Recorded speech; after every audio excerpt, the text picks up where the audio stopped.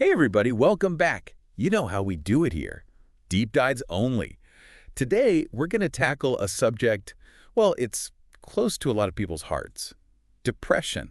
Absolutely. It's something we encounter so often, and And it's more than just a case of the blues. exactly right. It's way more complex than that.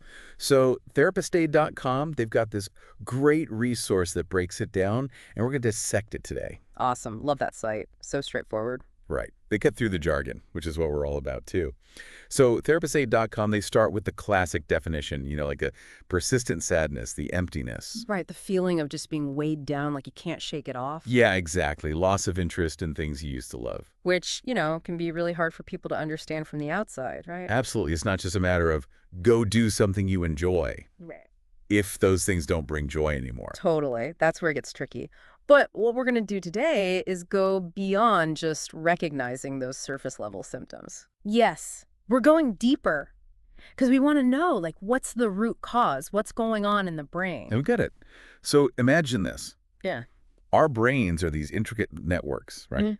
With pathways for mood, sleep, appetite, everything. And these messengers, these chemicals like serotonin, they're like the traffic controllers. Okay, I'm picturing it. So the serotonin, it's keeping everything flowing smoothly. Exactly. But with depression, Mm. those signals get scrambled. Mhm. It's like construction on the brain highway, Everything slows down, gets backed up. Wow, and that's what leads to that whole cascade of symptoms. That's fascinating. And speaking of connections, the source, Therapist Aid, they mentioned something that honestly kind of surprised me. Over half of people diagnosed with depression also deal with anxiety. Right. They're two peas in a pod, honestly. So what's the link there? They seem so different on the surface. They do. But think about this.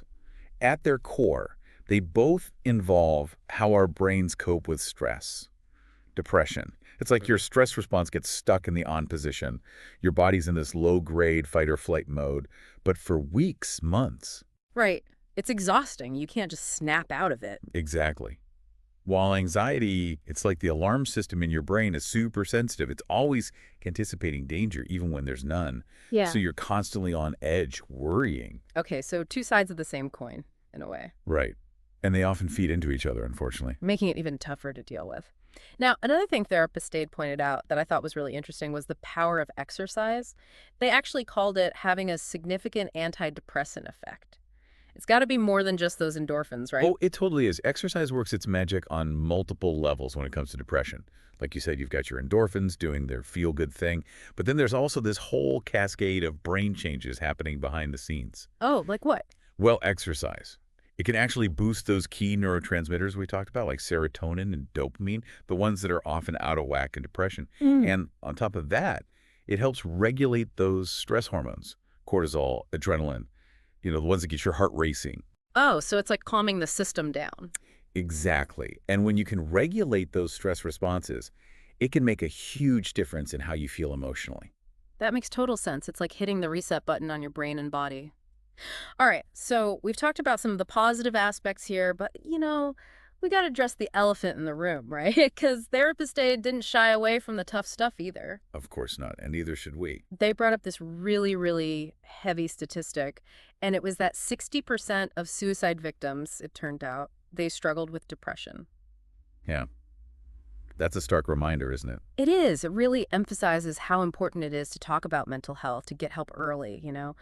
What can someone do with that information, though? Besides just, feeling overwhelmed by that statistic. Honestly, knowledge is power in this case.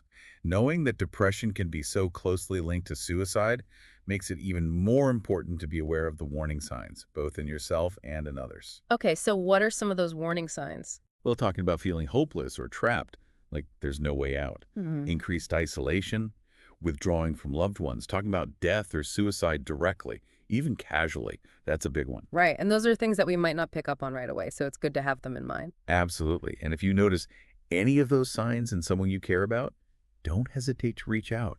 Ask them how they're doing. Let them know you're there for them. And if you're struggling yourself, please reach out for help. There are so many resources available.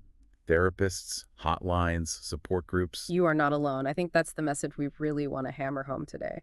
So, all right, let's shift gears a little bit and talk about treatment because Therapist Aid mentioned that often it's this two-pronged approach. Therapy, specifically CBT, and medication, like SSRIs. Why the combo? Well, It's like this. Think of your thought patterns like those well-worn paths in a forest. The ones you always walk down without even thinking. CBT, it's like going into that forest and saying, okay, this path of negative self-talk, this one that leads to despair, let's reroute that. So CBT is about creating new pathways. Exactly. You learn to challenge those negative thought patterns and replace them with healthier, more realistic ones. I love that. And then the medication. All right, so SSRIs, they work on a different level. Think of them like adjusting the chemicals in your brain, Yes. specifically those neurotransmitters we talked about earlier.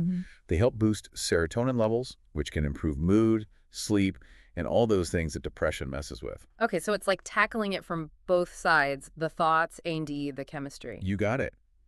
And often, that combined approach is the most effective, especially for those dealing with severe or persistent depression. Makes sense to me. And I found it interesting. Therapist Aid actually called CBT the most researched therapy for depression. Oh yeah, it's got a ton of evidence backing it up.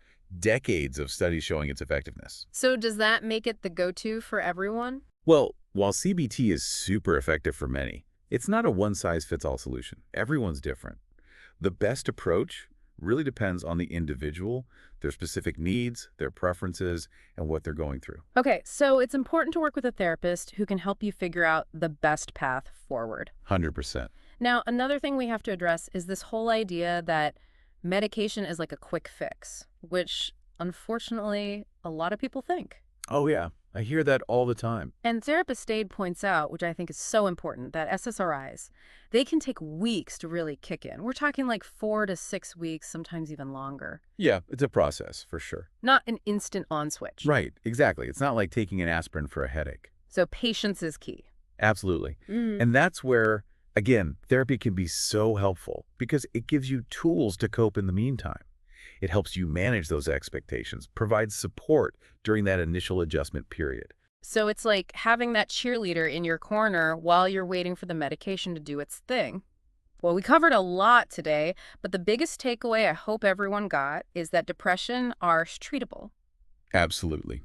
And there is help available. So if you are struggling, please, please reach out. Don't suffer in silence. There are people who understand, who've been there, who want to help. Could not agree more. Awesome. Well, before we wrap up, just one last thought I wanted to leave you with because it really stuck with me from Therapist Data.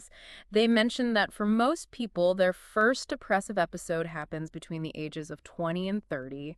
Why that age range? What is it about that time in our lives, those pressures, those expectations, that might make us more vulnerable? Something to think about. Interesting. I like that. All right, everyone. Thanks for going deep with us today. Take care, everyone. And we'll see you next time.